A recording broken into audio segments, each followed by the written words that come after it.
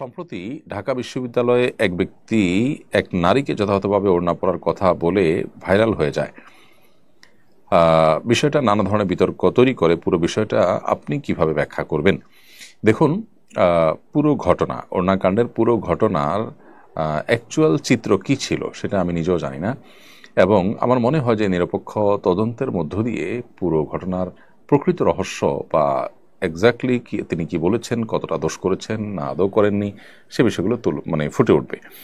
আমাদের দেশে আমরা এ ধরনের ঘটনাগুলোতে বিশেষ করে দেখি যে এক শ্রেণী মানুষ অতি উৎসাহী হয়ে তারা এগুলোকে বেশ ফুলিয়ে ফাঁপিয়ে প্রকাশ করেন। এটা আমাদের অতীত অভিজ্ঞতা থেকে বলছি।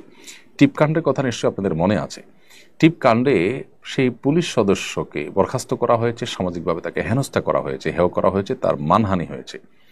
কিন্তু তদন্তের রিপোর্ট পরবর্তীতে বলেছে যে না, তিনি নির্দোষ সাব্যস্ত হয়েছেন। তাহলে এই যে তার নামে মিথ্যাচার করা হলো, জাস্ট একটা দাড়ি বিশিষ্ট মানুষ হওয়ার কারণে তার তিলকে তাল বানিয়ে প্রচার করে তার চাকরিচ্যুত করা হলো, মানসম্মান নষ্ট করা হলো, তার চাকরি ফিরে দেওয়া বা মানসম্মান ফিরে দেওয়ার কোনো স্কোপ কি আদৌ তৈরি হয়েছে? আদৌ কি সে কাজটি করা হয়েছে? আমরা কি সমাজের যে মানুষগুলো তাকে দোষী সাব্যস্ত করেছি, কালপ্রিট বানিয়েছি, তারা কি তার কাছে সরি বলেছি? দেখুন, এই অতীত অভিজ্ঞতা একটি দুটি নয়, অনেক অভিজ্ঞতা রয়েছে যে অভিজ্ঞতাগুলো দ্বারা বোঝা যায় যে নারীঘটিত যদি ইস্যুগুলোকে তিলকে তাল বানানোর একটা প্রচেষ্টা আমাদের দেশে আছে।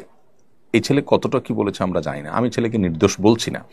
আবার একই সাথে তাকে যেভাবে তুলোধনা করা হচ্ছে, সে আসলে এটার কতটা উপযুক্ত না উপযুক্ত আমি জানি না। তার দু একটা সাক্ষাৎকারের দু একটা ওয়ার্ড আমি যতটুকু জানি খুবই বাজে ওয়ার্ড তার মুখ থেকে বের হয়েছে। এটা পরবর্তীর কথা, আমি মূল ঘটনার কথা বলছি যে সেখানে কি ঘটেছে আমরা জানি না। তো এই ছেলের অ্যাপ্রোচ যদি ত্রুটি থাকে, তাকে নাসিহা করা যেতে পারে, তাকে শাসন করা যেতে পারে, সে দোষ করলে তার দোষের বিচারও হতে পারে, সন্দেহাতীতভাবে সেটি হওয়া উচিত। কিন্তু একই সাথে বিচার বিশ্লেষণ ছাড়া গণহারে একটা মানুষকে দোষী সাব্যস্ত করা, বিশেষ করে যখন দাড়ি বিশিষ্ট কেউ হয় আর বিপরীতে যখন নারী থাকে, তখন নারীকে চোখ বন্ধ করে ভিকটিম বানিয়ে ফেলা, এটা আমাদের সেটা কমন কালচার। গাড়ি অ্যাক্সিডেন্ট হলে যেরকম গায়ে নিচে চাপা পড়া মানুষটাকে চোখ বন্ধ করে ভিকটিম বানানো হয় আর ড্রাইভারকে চোখ বন্ধ করে দোষী সাব্যস্ত করা হয়, সবসময় যে এমনটি নাও হতে পারে, বরং অনেক সময় গাড়িতে চাপা পড়া মানুষটারই দোষ থাকতে পারে, ড্রাইভারের দোষ নাও থাকতে পারে। এই জিনিসটা আমরা বেমালুম ভুলে যাই। তো এই জন্য আমি আশা করব এ বিষয়ে যথাযথ তদন্ত হয়ে তারপর উপযুক্ত দোষী ব্যক্তিকে বিচারের মুখোমুখি করা হবে।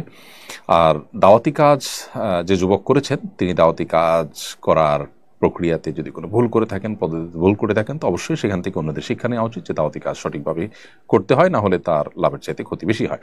কিন্তু একই সাথে আমি পুরো বিষয়টাকে তদন্ত করে তারপরে প্রকৃত দোষী সাব্যস্ত হলে তার বিচারের দাবি করছি। এবং আমি যতটুকু জানি তিনি জামিনে মুক্ত হয়েছেন। অতএব জামিনে মুক্ত হলে এটাকে আবার দোষারোপ করা বা এটা নিয়ে আবার অনেক কথা বাড়ানোর কোনো কারণে। তবে একই সাথে অতি উৎসাহী কিছু মানুষ তাকে আবার পাগড়ি পরিয়ে একেবারে যেভাবে তাকে অ্যাপ্রিসিয়েট করেছেন, সেটা নিয়ে অবশ্য যথেষ্ট আপত্তি তোলবার সুযোগ আছে। এই জায়গা থেকে যে এ ছেলের অ্যাপ্রোচটা সঠিক বেঠিক কী ছিল না ছিল জানা শোনা ছাড়াই শুধুমাত্র তিনি হয়তো আপনার ধার্মিক অথবা দাড়িধারী, সেই কারণে তাকে আমি অ্যাপ্রিসিয়েট করলাম। তার যদি কোনো ভুল হয়ে থাকে সেটাকেও তো সংশোধনে আনা উচিত। তো আমার মনে হয় পুরো বিষয়টা তদন্ত করে প্রকৃত চিত্রটা তুলে ধরা দরকার। তার আগ পর্যন্ত অন্তত কাউকে ভিকটিম আর কাউকে দোষী সাব্যস্ত করাটা এটা ইটসেলফ আর একটা মব জাস্টিস হয়ে যায় কিনা।